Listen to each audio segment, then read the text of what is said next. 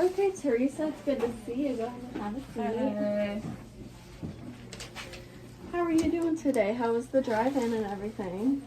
Not bad. Good. All right, so we're seeing you today for a cleaning. Any concerns or questions you have for me? I don't know. I'm just kind of stressed. I don't really like coming to the dentist. I relate with you. I don't really like going to the dentist either. Is there anything I can do to calm your anxiety or anything? I don't know, but my tummy kind of hurts. Are you feeling okay? Do you need any water or anything? Fine. Just feeling nauseous? Yeah. Okay, do you feel like you're gonna get sick? I don't know. Okay. Any other symptoms? Does your head feel okay? Actually, it kind of hurts, but I'm just stressed. And Okay. Symptoms you're feeling right now? Do you do feel dizzy at all? Yeah. Okay. Are you confused? You're starting to slur your speech. Okay, I'm gonna sit you back semi-supine. Okay. And I am going to take your blood pressure. Well, I'm going to contact EMS 911 because I think that something more is going on. I'm going to take your blood pressure.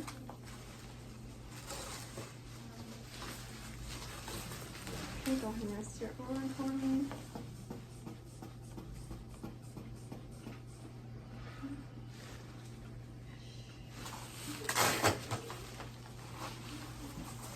Alright, can you stick your hands out for me in front of you?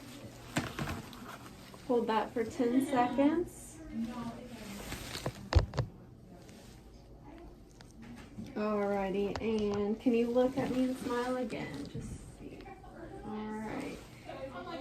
And can you swallow for me? No? Okay.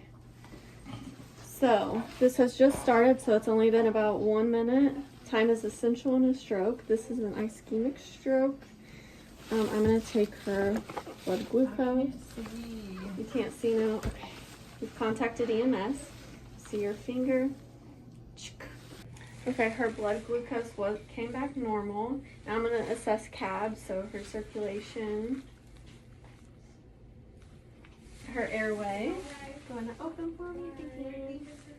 I do feel she's breathing and her breathing as well. She's still out of it, so we've contacted EMS. Now we are going to use a pulse oximeter, which we don't have, but it's lost somewhere. So I'll take her finger, do the pulse oximeter. If it comes back normal, we leave her how she is. If it comes back decreased, we would administer oxygen. So now EMS has arrived and taken Teresa away. So what is a cerebrovascular accident? It is a stroke. It's an abnormal condition of the brain characterized by occlusion or hemorrhage of a blood vessel resulting in lack of oxygen to the brain tissues, which is ischemia, that normally receive their blood supply from the damaged vessels. This lack of blood supply to the blood vessels results in a loss of proper oxygenation to the brain cells and eventually cell death. Recently, there has been a move to use the term brain attack instead of stroke so that the public will become as familiar with cerebrovascular accident signs and symptoms as they are with a heart attack or myocardial infarction. Time is the essence of a stroke, so we want to make sure that we are moving quickly. We are doing all the steps needed, contacting EMS immediately as soon as we know, okay, this is something more than just nausea or headache or dizziness. This is a stroke. So the time is of essence. It's the second leading cause of death worldwide. So the first thing Rain did was notice my signs and symptoms. And then when she suspected a stroke, especially with the smile test and the hand test, that's why she suspected a stroke. Then she contacted EMS immediately and began doing what she can do here. And one of the things you want to look out for is hypoglycemia, so that's why she took my blood glucose, because hypoglycemia can have similar symptoms. And then, of course, she also took my blood oxygen level. Sometimes It's not always effective, but if it is, only if it is, would you administer oxygen. And then sometimes the EMS may administer aspirin. That can help, but we're not advised to make that judgment. But it's possible that the EMS might advise you over the phone to do so, but you wouldn't just do that on your own judgment. Yes, Teresa presented with confusion, ataxia. She had the facial droop. I asked if she could swallow, and she could not. She had some yawning, some dizziness, slurring of her speech, and the headache. The slurring of the speech, the facial droop, not being able to swallow, and the yawning were the 4 main indicators that made me assume something more was going on, and this could be a stroke.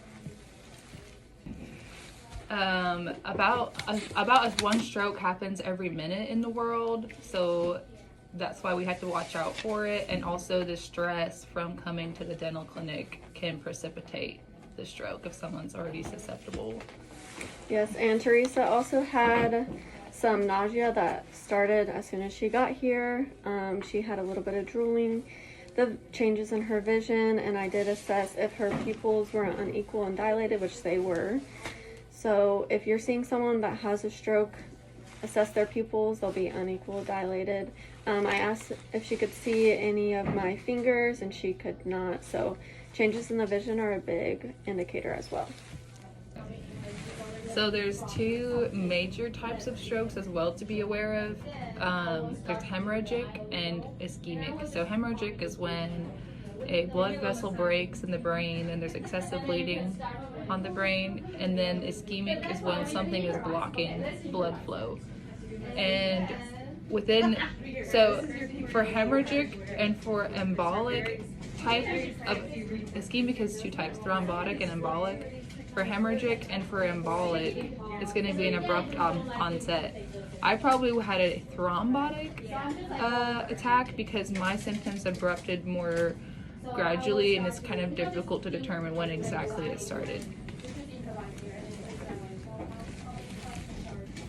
And then another difference that you might notice is when Rain took my blood pressure, it wasn't unusual. If it was hemorrhagic, there would be usually there's an elevated blood pressure because of the blood loss. Your body tries to compensate for the blood loss by increasing the pressure.